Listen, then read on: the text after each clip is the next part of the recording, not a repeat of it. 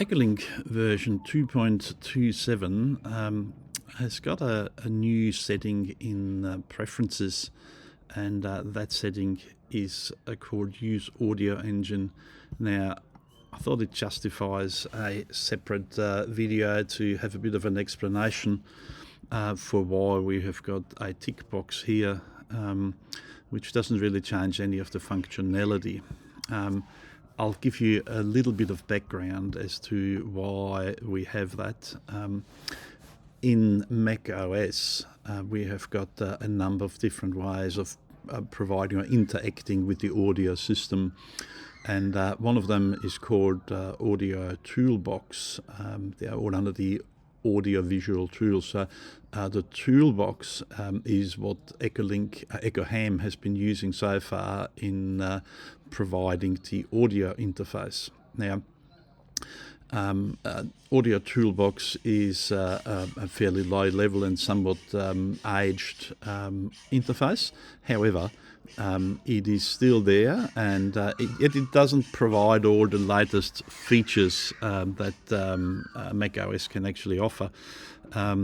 So for the time being, I've implemented the newer audio functionality, and that's called AudioEngine, and it's called an AV audio engine within Mac OS. And AudioEngine is a more modern interface which gives us greater features.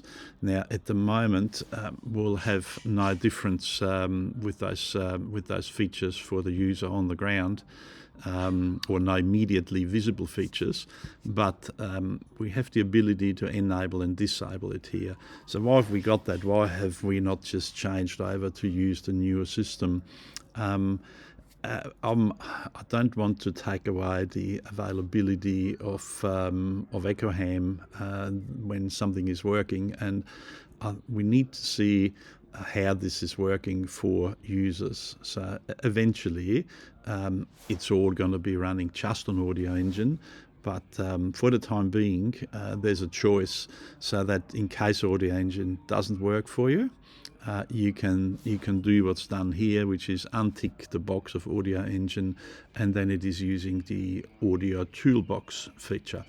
Now, one of the things that happens when we got the AudioEngine enabled, and we can see that here, there's a reminder that comes up and says, firstly, we have to restart EchoHam for that change to actually take effect. But the other thing that occurs is the microphone and speaker source selection is now grayed out, and we've got a reminder here that says when AudioEngine is in use, your computer sound settings will be applied. So what is being used here for audio input and audio output is in system preferences and sound. We can select our input and our output, and we can determine what is being used for input and what is being used for output.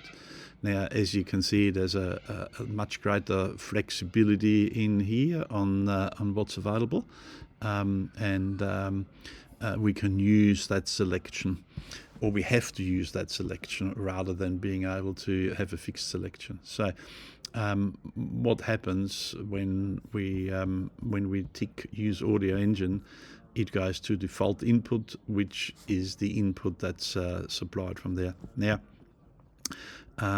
we can, of course, untick that, and that'll make all this available again, and we can then select a particular device that we want. However, as soon as we flick on the AudioEngine, it goes back to the default input. So please provide some feedback. Let me know if things don't work. As always, the email address is in here, support@ephugs.com. If possible, please use AudioEngine, and in the future we'll see some new features coming in. And the one feature that you might see at the moment that's an improvement on before is when your available audio devices are changing. So, for example, if I connect my AirPods via Bluetooth, that change should automatically translate into EchoHam. These are and that transition should happen. There's about a 3-second delay, but after 3-second delay, EchoHam should be working on the new device that you have selected.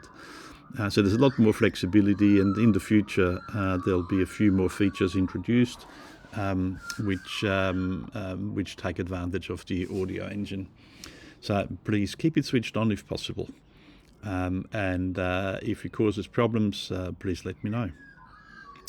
Thank you for watching.